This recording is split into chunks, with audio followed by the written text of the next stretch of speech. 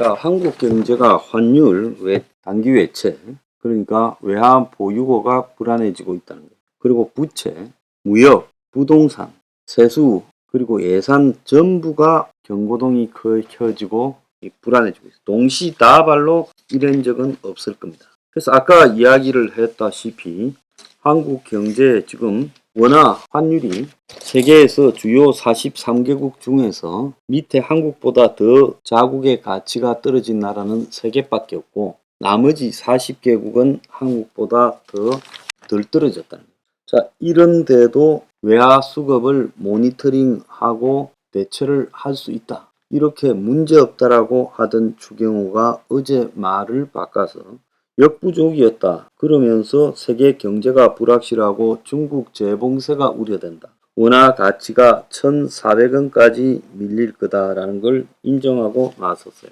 자, 한치 앞을 몰아서 마치 돌발 변수 때문에 경제가 우리도 틀릴 수밖에 없다고 말하면 이게 경제 전문가라고 할 수 있습니까? 자, 외화 보유액이 감소해서 한 달 새 22억 달러가 줄었어요. 그래서 지금 이 외화 보유도 지금 앞으로 우려되는 일이 좀 벌어지지 않겠냐라는 이야기가 있습니다.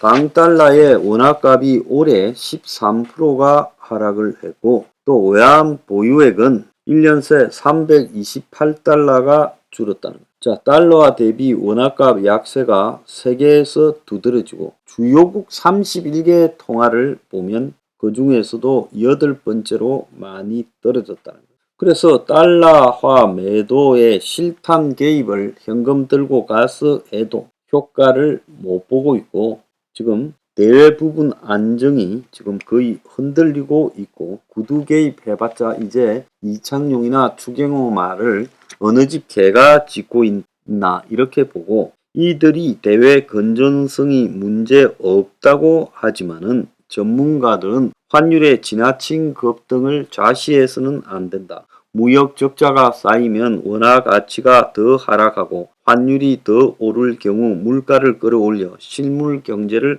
악화시킬 수밖에 없다. 무역 적자가 지속하는 한 환율은 더 올라갈 수밖에 없다. 정부가 경각심을 가지고 최우선 정책 순위에 대외 부문 안정을 둬야지 이러다가는 큰일 난다라고 말을 하고 있습니다.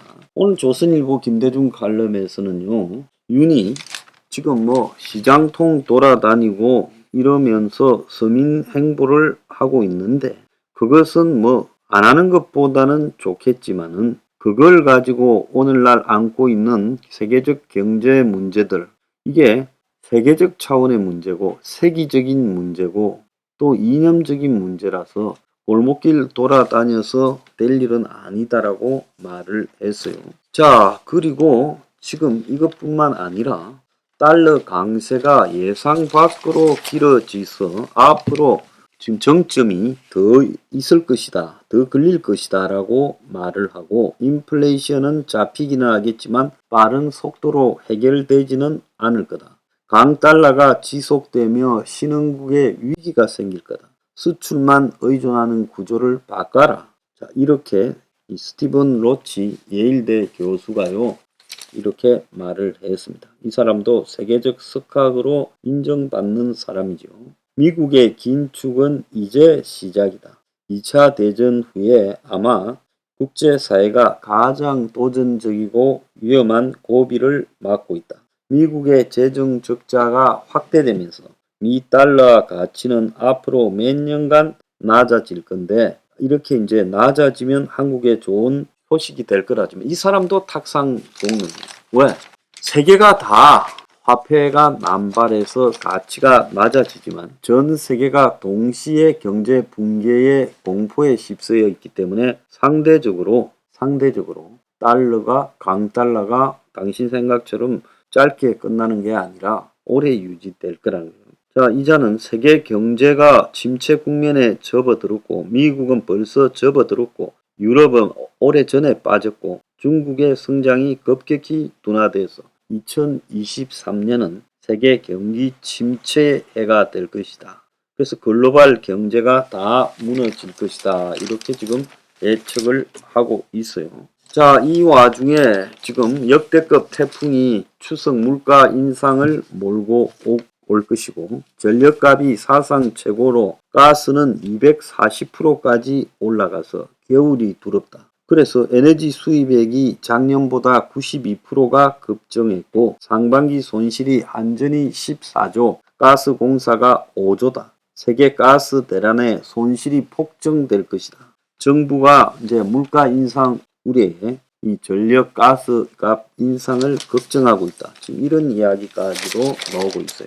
자, 그뿐만 아닙니다. 예산 세수가 동시에 펑크가 날 판이다. 정부가 최근 639조짜리 내년 예산을 편성하면서 긴축 재정이라고 강조한 게 납득이 안 갔는데, 구조 조정으로 24조 규모의 여유 재원을 마련했다라고 말을 하는데, 나라비 이자 지출을 예산안에 적게 반영을 했다. 세수 전망이 장밋빛인데 과연 내년에 세수가 장밋빛일 만큼 기업들이 돈을 벌 거냐, 또 건전 재정이 가능할 거냐, 결국 예산도 못 채우고 세금 수입도 못 채우는 상황이 벌어질 수 있다.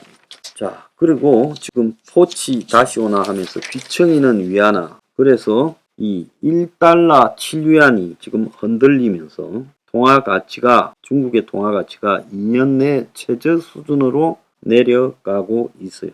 그래서 중국 경제가 지금 무섭게 무너지고 있다라는 이야기도 들리고 있습니다. 자, 오늘 아침에 언론들은 일체의 반도체 위기를 말했는데, K 반도체 지금 위기 혹한기가 2년 더 간다. 현재 위기라는 것이 77%고 2년 이상 지속된다가 59%. 공급 과잉, 가격 하락, 중국 추격 등 동시다발 대외 리스크가 생기고 있다. 그래서 2024년 이후에도 지금 반도체 위기가 지속될 거라는 게 전문가 29명 중에서 17명의 판단입니다. 자, 이런 줄 모르고 그렇게 반도체에서요 위기가 지속될 건데, 전문가가 24년이라면 실제는 반도체가 앞으로 한 5년에서 10년까지 위기가 올 거라 봅니다. 현 상황은 최근 10년 내 가장 반도체가 심각한 상황이다. 자, 기준금리가 1% 오르면 서울 아파트 값은 2.1% 떨어진다. 그래서 이 국토연구원이 유동성과 집값 관계를 분석했는데, 통화량이 10% 연늘면 집값이 1.4% 올라간다.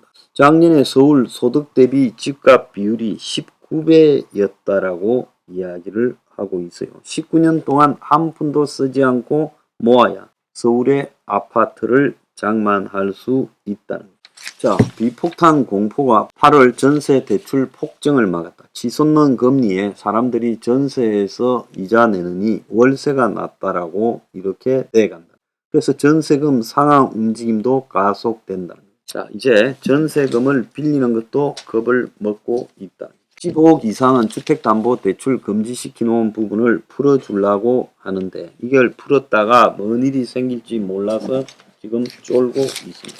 자, 지금 전체적으로 제가 오늘 말씀드린 이런 경제 상황을 보면요, 지금 한국의 경제 전방위로 다 신호가, 붉은 신호가 들어왔다고 봐야 됩니다. 그리고 이런 붉은 신호는 쉽사리 바뀌지 않는다. 그래서 이런 상황에서 정부가요, 안이하게 하던 것처럼 어찌 되겠지 움직이기 시작하면, 공무원이라는 것은 제가 전에 복지 안동 영혼이 없다. 그래서 어느 공무원도 앞장서서 이런 위기를 말하지 않는다. 그러니까 위기가 터짐으로써 그냥 물리적인 강제에 의해서 위기가 드러나게 될 거다. 저는 그래 봅니다. 한국에서요, 위기가 온다. 자, 대비하라. 이번에 뭔 흰남노 태풍이 올 때 태풍이 온다.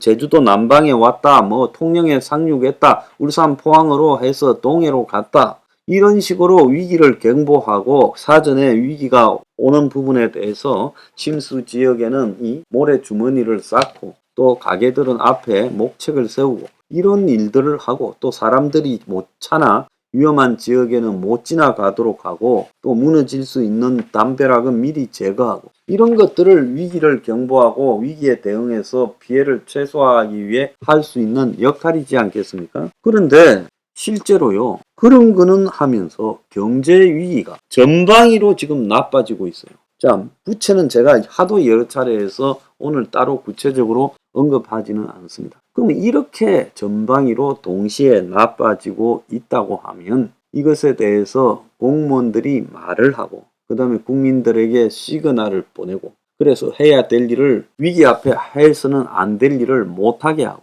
또 빚들이 많은 사람들은 스스로 빚을 줄이도록 하고 대신 탕감은 없다고 신호를 보내고 그러면서 이 국민들 전부가요 이 위기에 대비하도록 경고하는 것이 정부의 역할이다.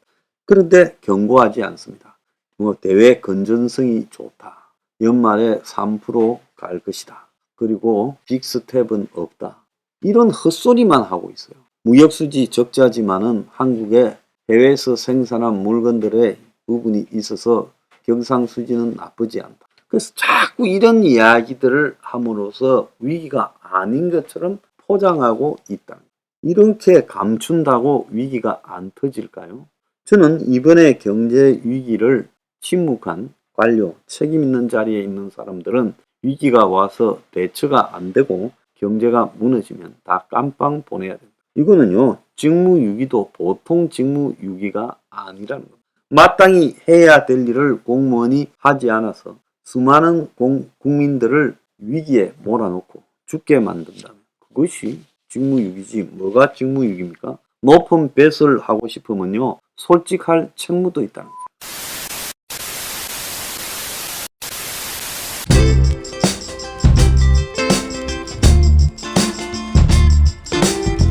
안녕히 계세요, 여러분.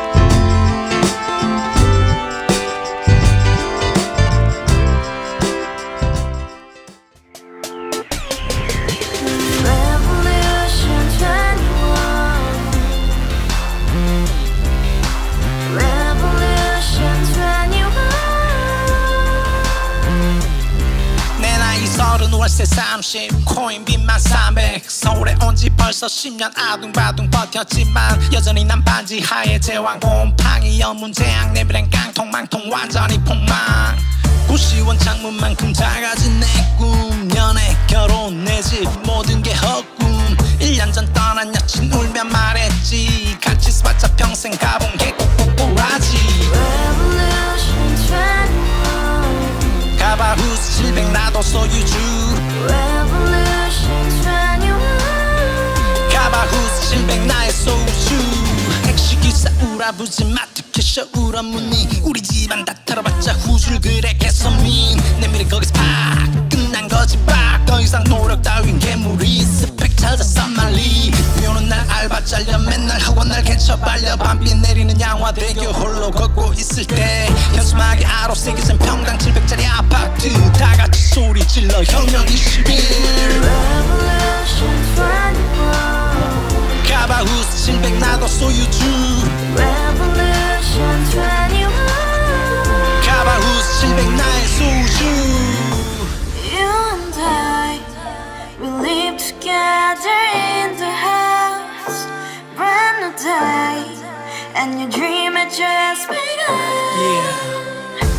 Revolution 21, only hope and happiness. 너의 곁에 내가 영원히 함께.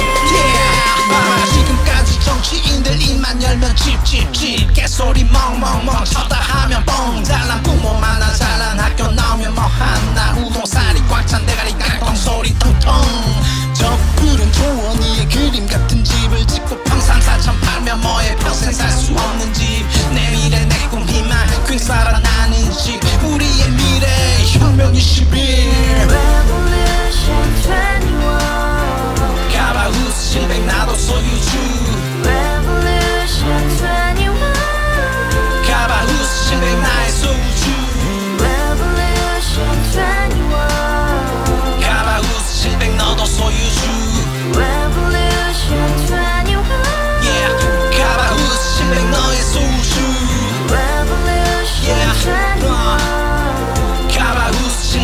소유주 Revolution